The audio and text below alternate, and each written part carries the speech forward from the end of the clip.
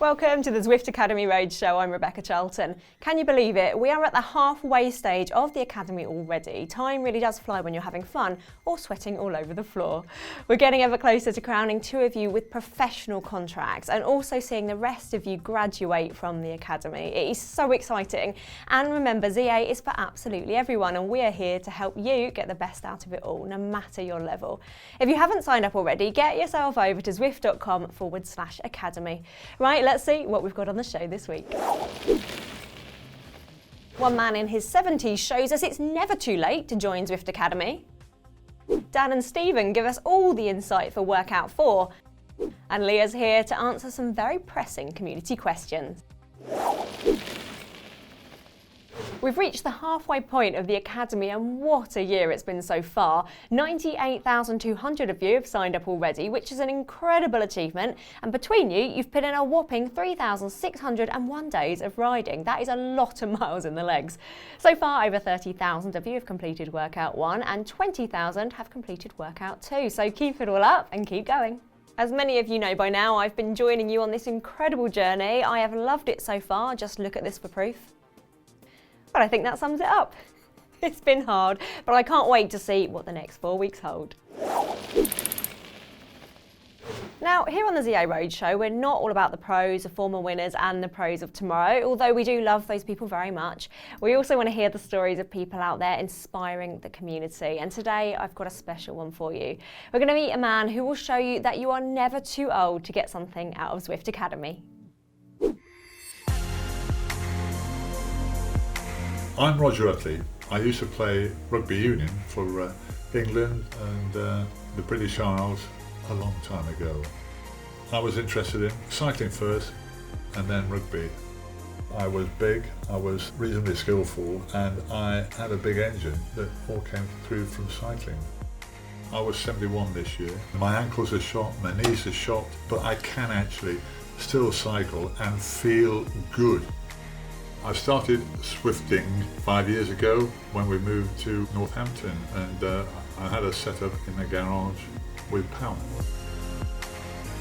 We've got the Wattbike Pro in there, got a stand with my iPad, got a fan, got some music I can put on. Having signed up to Zwift, it complements all that I want to try and do. I certainly think it provides additional motivation, especially if the weather's not great, because you can still go and get a decent workout even though you can't go and get out on the bike. You can go in the garage and spend less time and get more bang for your bucks, really. Zwift is a very valuable training tool, in my opinion. The thing I find really good about Zwift is that you have all that information there about yourself, but you can also compare yourself to other people, and there's still a bit of the old competitive juices flowing there, and it's actually quite nice to have that. Zwift just makes training good fun, really. It doesn't make it such a lonely, trying experience. You've got other people to share the burden of pain and effort with, and I find that very motivating. I like to do well, I like to perform, and being able to measure yourself now, you can see exactly where you are, not just your own performance, but in relation to the whole world. I haven't really got into the social aspect because I haven't worked out how to communicate with other people.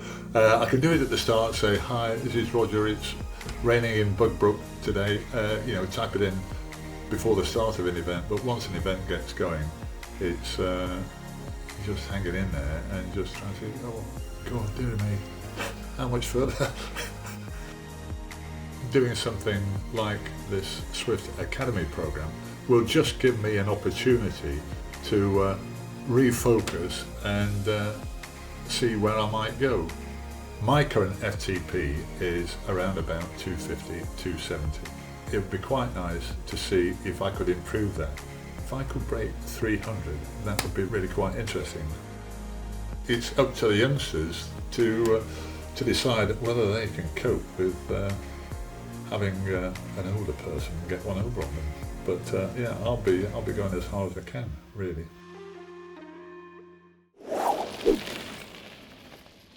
Oh my goodness, that is seriously impressive. I can only dream of numbers like that, honestly. That gives us all something to think about in the next workout, edging up that FTP. He's definitely inspired me, and I hope he inspires you all too. If you see Roger on your next group ride, be sure to give him a ride on. Next up, our coaches Dan and Stephen are back in the lab, and they have all the information you need to help you get past workout 4. Welcome back to the Zwift Academy Road Lab.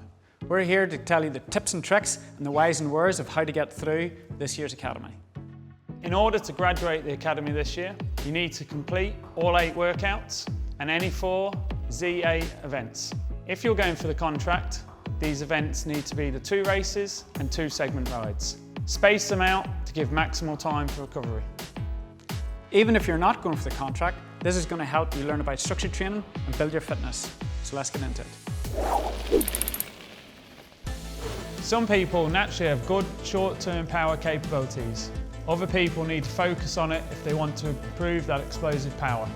Stephen here has great explosive power because he's worked hard on it throughout the years. In today's session, we'll give you a chance to see how strong your explosive power is and how you can repeat these efforts. We're talking about anaerobic power. If you want to attack an Innsbruck ring leg snapper in the style of Philippe Gilbert, then you need to improve this power.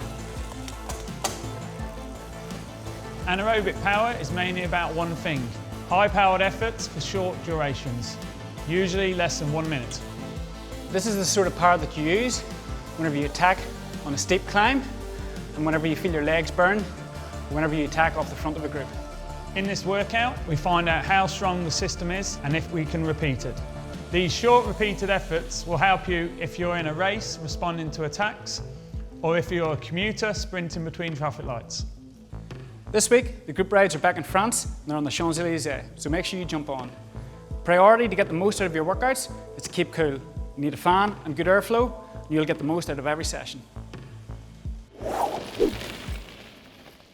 Thanks guys, I'm looking forward to that a lot more than the VO2 max, it's fair to say. It sounds right up my street actually. Yes, they're still in that lab working extra hard to give you a great insight into next week's workout. Plus they've got plenty more energy bars and graphs to get them through, so we won't see them out anytime soon. It's that time you've all been waiting for, where we answer all of those pressing questions from the Zwift Academy community. It's the coffee start with the wonderful Leah Thorvaldsen. Hi Leah. Hello, how's it going today? Very good, thank you. How are you? I'm doing fine. You got a special coffee mug today? I've got my my usual Watopia mug actually, but I am excited to see what you've got. Well, mine's not humorous today, but it is very Zwift Academy appropriate. I've got the motivational mug to tell everyone, you got this. I love that though. Now Leah, I believe you've got 2 community members that you want to shout out this week. I do. One is from our men's community, and it's Craig Needham, and he is becoming known in the men's academy for having dad joke themed group rides.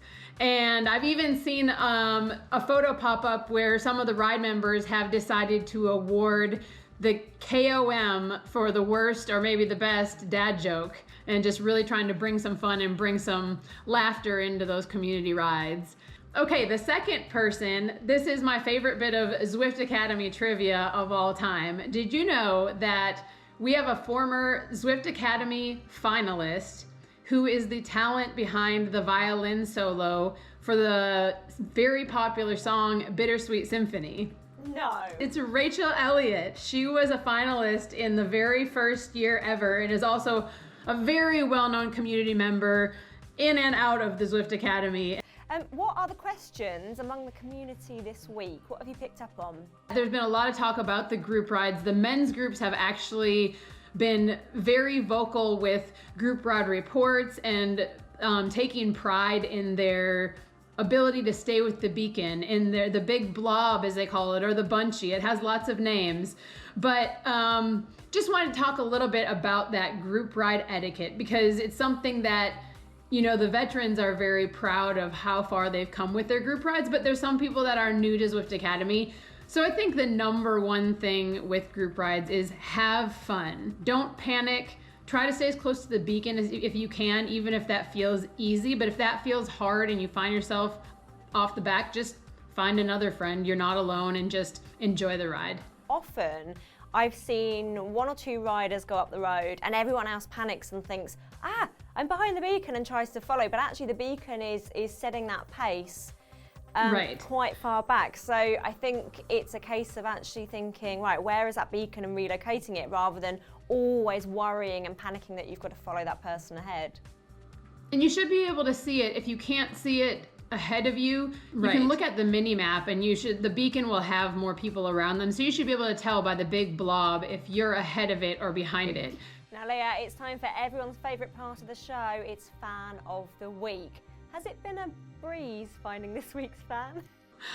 I am going to see your pun, and I am going to raise you with my own over this week's Fan of the Week, because she is not whining about her ZA workouts. She is whining while doing her ZA workouts. This week's Fan of the Week is Karen Langer, and I'm telling you, this has to be one of my top 5 favorite Zwift setups of all time.